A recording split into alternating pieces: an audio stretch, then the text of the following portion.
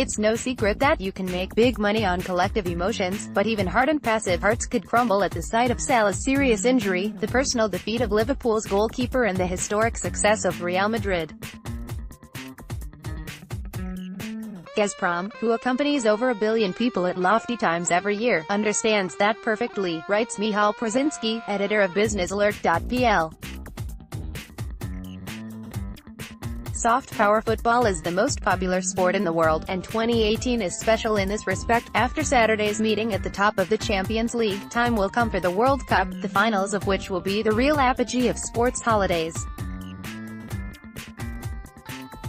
The essence of football comes from the fact that it is intentionally inclusive and tolerant. No matter who they are and where they come from, players play fair according to the same rules, and the fans share a sense of community and belonging.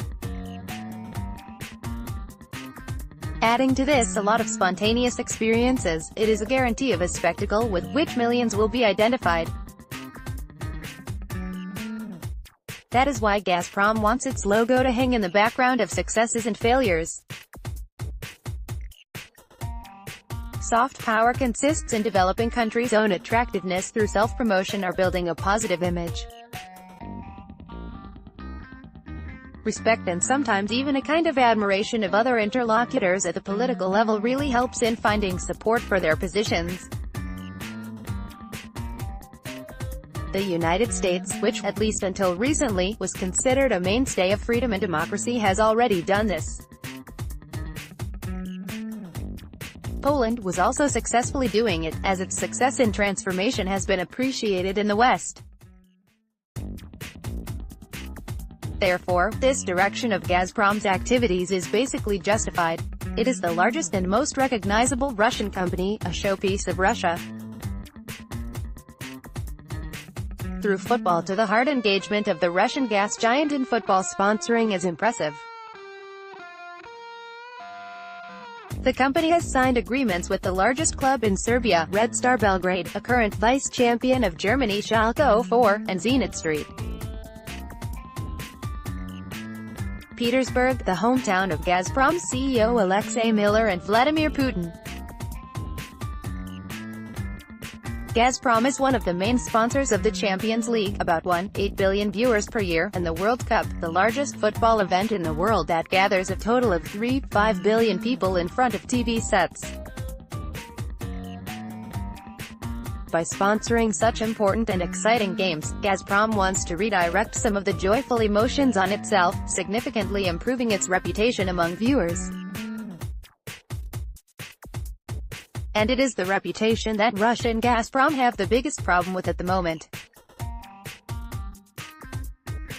Unlawful interference in elections in other countries or hybrid of aggression towards Ukraine are just the last spots on Russian credibility in talks with the European Union and NATO. Nor does the President Vladimir Putin's help by building the system of power not on transparency and fair competition, but on the network of mutual interests of his group of partners, and that in the internal political struggle, journalists who are critical of him often disappear under unclear circumstances. The Champions League and the World Cup are designed to warm the face of the regime. In the tunnel, both expensive and effective image policy of Gazprom and Russia is understandable. It also seems that choosing a partner is not a coincidence. UEFA and FIFA are also seen as extremely dishonest, ruthless and greedy, and corruption scandals involving members of their boards break out regularly. What's fascinating, it will not affect the viewership of the World Cup, which, after all, will be just as electrifying. One can only take comfort in the thought that since the World Cup and the Champions League are sponsored by the Russians, at least they will not fall victim to the attack of Russian hackers.